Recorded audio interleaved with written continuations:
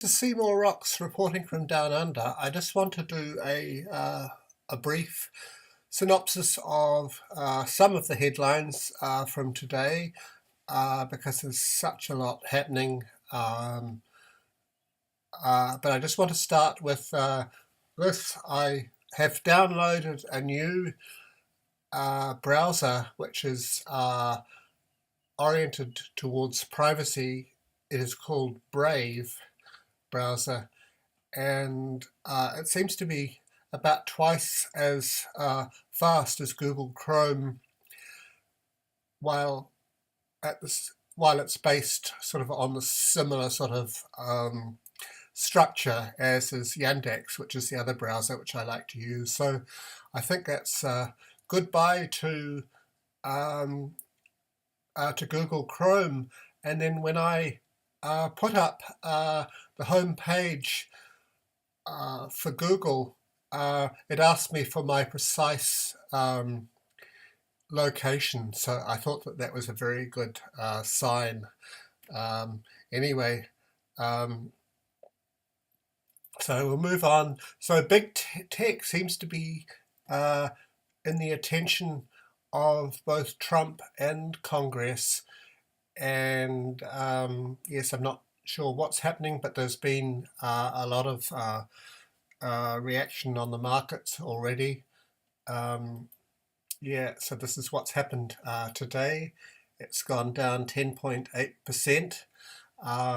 And Zero Hedge has done a very good synopsis of all the market responses to all of this. And then, meanwhile, a Swedish court has rejected the request to arrest and extradite Assange after his UK sentence is up. So this is hugely important. A Swedish court dealt state prosecutors a blow on Monday, denying a request for a European arrest warrant to detain WikiLeaks founder Julian Assange for extradition once his 50-week sentence is up in the UK for skipping bail. Swedish Deputy Director of Public Prosecution Eva Maria Persson had requested the detention, arguing Assange posed a flight risk. Assange's attorney Per Samuelsson countered that the WikiLeaks founder would be willing to come to Sweden to cooperate with the investigation and that his client has nothing to hide. So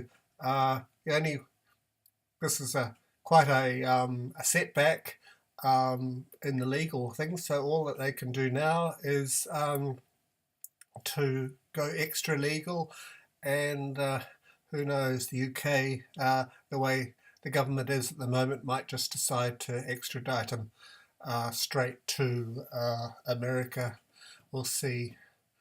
And in the meantime, the UN rapporteur Niels Meitzer has come out with a very, very strong criticism of the UK authorities and said that he has never seen anything like it in his 20 years. And he was attacked for daring to give an interview for RT, but he countered that in fact he'd been given 2 interviews on British TV, on Sky News and BBC, and both news organisations have hidden the interviews.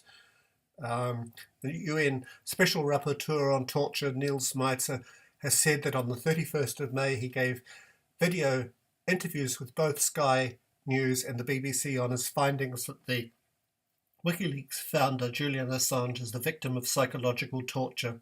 As of this writing, footage of those interviews is nowhere to be found. And this is the 30th anniversary of the Tiananmen Square massacre, which it just stands vivid in my memory. I remember it very well.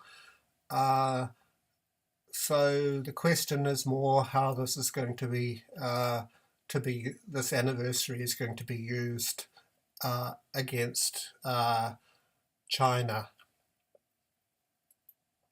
And I'll I'll do this first. The India weather, temperature passes 50 degrees Celsius in northern India. A heat wave has suddenly borne down on millions of people, killing several as the temperature passes 50 degrees Celsius. Temperatures passed 50 degrees Celsius in northern India as an unrelenting heat wave triggered warnings of water shortages and heat stroke.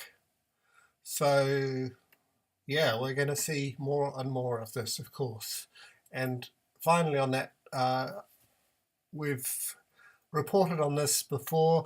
The Mississippi flooding will leave Delta farmers with no crops this year. So I just want to finish with a couple of videos. So let's just have a look. This is from Nigel Farage. YouGov have released a poll showing the Lib Dems top in the country, with Brexit Party second. They did not have the Brexit Party option on the list, and we were hidden in others. Looks like an establishment attempt to suppress the truth. Hashtag fake polling. Yeah, quite. I've got no doubt.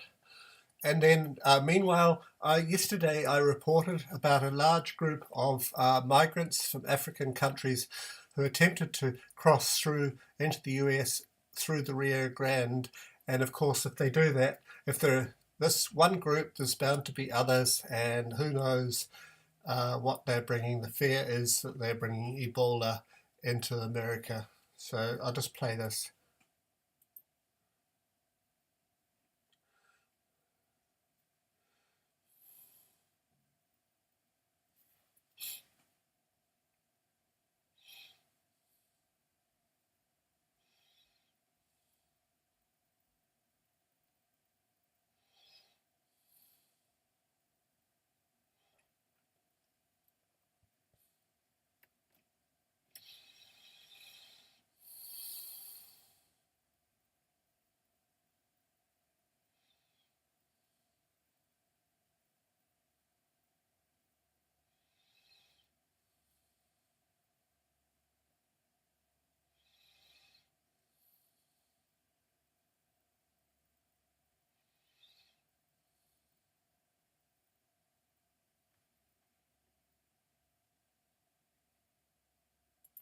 So,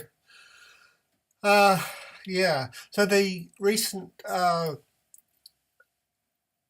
documentary made by Lauren Southern, who's going into